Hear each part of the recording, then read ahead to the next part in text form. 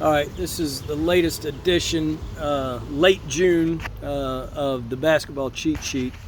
And today I just wanted to, maybe in 4 to 6 minutes, maybe a tad more, discuss two guys that I left off of the short list of greatest of all time, or at least a candidate. I think, anytime you talk about the greatest of all time, the GOAT, I don't know, as my buddy texted me the other day, maybe it's almost moot, because it's much better debate to compare players in their era, and then if you want to add what would they have done in a different era, that's all well and good too. Maybe that's a longer video, but I did want to talk about two guys that I left off of the last presentation when I was talking about the short list of greatest of all time. When I say short list, I'm talking 10 to 15 guys, right?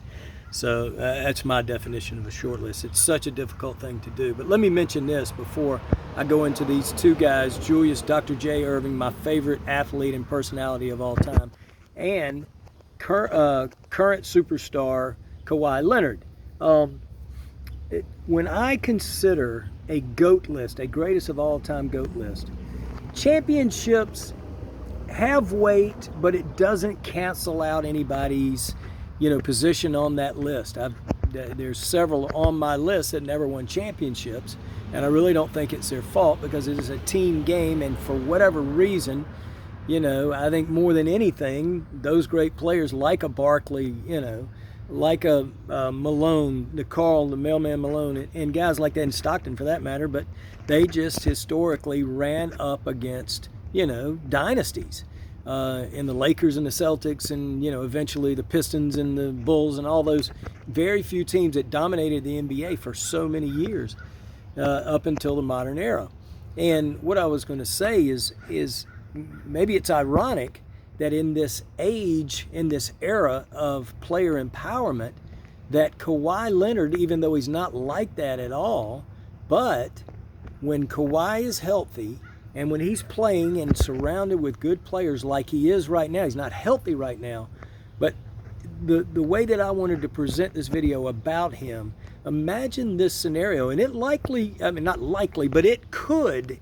easily could happen this year, and hopefully this video will post by the tip tonight. But imagine, and that doesn't really matter in this scenario, imagine if the Clippers tonight go down 3-0. Because they don't have Kawhi Leonard, right? And on the other side, Phoenix, in all probability, playing with Chris Paul rejoining the team after COVID protocol, after he's gone through all that. But that's not the point.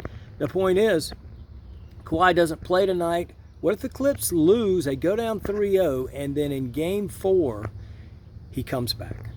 Kawhi is back. He plays well. He's still a tad hobble, but they play well collectively enough to get a win. And look, maybe he gets stronger and stronger. I know, look, it's a hope and a prayer, and maybe shout out Clipper Nation, but I don't think it's ever been done before. A team's been down 3-0.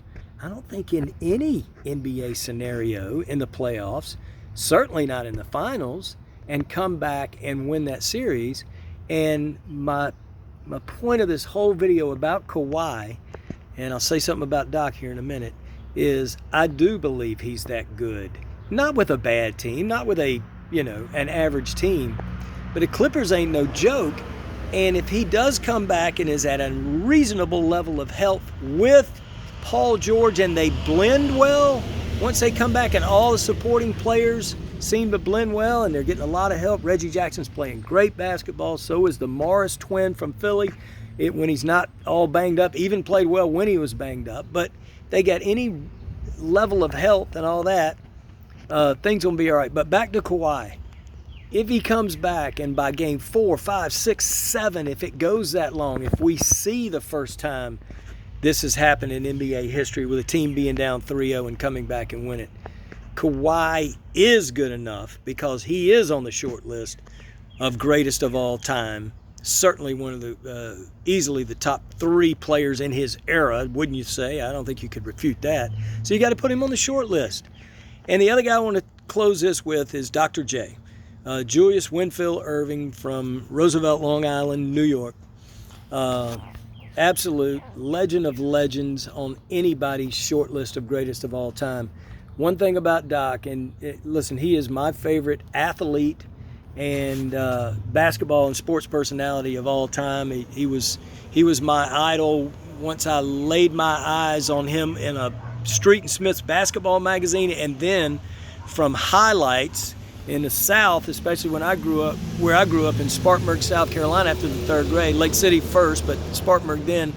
This is pre-cable, so I'm ancient. You guys know that watch these videos. I'm a dinosaur. This is when there was 4 channels on the TV, and the guy in Asheville was the only one that had highlights. And I would stay up as a shorty, 8, 9, 10, 9, 10, 11, 12 years old, somewhere in there, for 2 or 3 years just to try to find highlights of Dr. J. Me and thousands of others, but not many kids in the South. But anyway, so I was fortunate enough to lay my eyes on Julius Erving in his prime in the ABA, and then following that in the NBA, which I think Doc came down a tick or two after 2 or 3 years in the NBA, but that's neither here nor there. He had an unbelievable career. As how many guys can say this?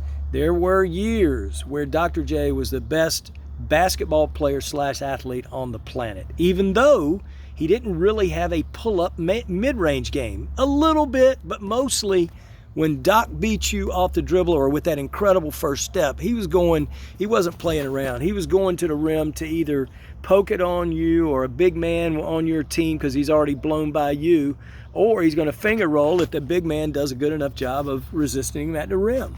So, my only, and it's not really a knock, but my take on Doc is, even though he didn't have as comprehensive a skill set, don't get me wrong, he do everything in a game of basketball at a very high level, but as far as that pull up 2 feet classic shoot the jump shot anywhere from 4 to 24 feet, consistently if he had a clean airspace, I didn't see him do that much of it. But I didn't see all of Doc's career, not every bit of it.